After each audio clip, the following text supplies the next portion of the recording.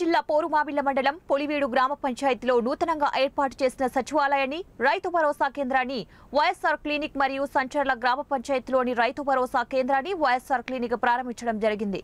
ఈ కార్యక్రమంలో ప్రభుత్వ సలహాదారు Pothireddy Nagarjuna Reddy, MLC DC Govinda Reddy, MLA doctor Sudha, Vijay Pratap Reddy, స్థానిక సర్పంచ్లు, ఎంపీటీసీలు, జెడ్పీటీసీ, వైస్ ఎంపీపీ, ప్రజాప్రతినిధులు, ప్రభుత్వ అధికారులు, వైసీపీ నాయకులు పాల్గొన్నారు।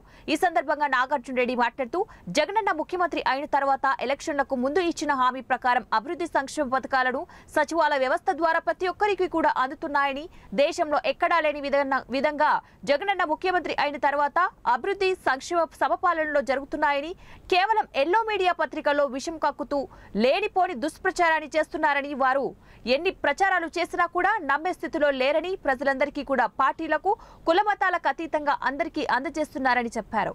కావున 2024లో జగనన్నను మళ్లీ ముఖ్యమంత్రిగా చేసుకోవాల్సిన బాధ్యత ప్రజలందరిపైన ఉన్నదని చెప్పారు।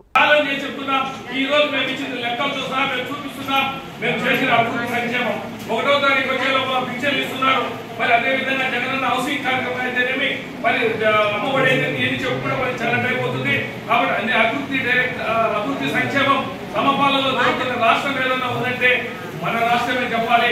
ఎల్లో మీడియా విషయం తగ్గుతా ఉంది।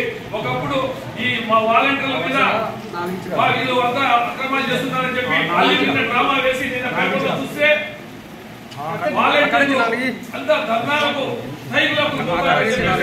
రెచ్చగొట్టే విధంగా చేయడం జరుగుతూ ఉంది। కాబట్టి వాళ్ళకి చెప్తున్నాం, చంద్రబాబు నాయుడు ధైర్యం ఉంటే ఈ సంక్షేమ పథకాలను మొదలు పెడతారు, చెప్తాను సచివాలయ వ్యవస్థను పెడతాను, వాలంటీర్ వ్యవస్థను పెట్టమని వాళ్ళు ఏదైనా వాళ్ళు చెప్పే వాగ్దానం దమ్ము ఉంది అని చెప్పేసి కూడా నేను అడుగుతున్నా। కొత్త వాగ్దానాలు పెట్టి ఏదో ఇది ఆఖరి దశ చివరి దశ ఆయనకు ఎన్ని అబద్ధాలు ఏం చెప్తాడు, 2014 నుంచి 19 చెప్పిన అబద్ధాలన్నీ మనం విన్నాం। కాబట్టి 14 ఏళ్ళు ముఖ్యమంత్రిగా 14 సంవత్సరాల ప్రవేశం ఏదో ఉండి కూడా ఆయన చేసింది ప్రజలకు ఏమి లేదు మనం చూస్తున్నాం।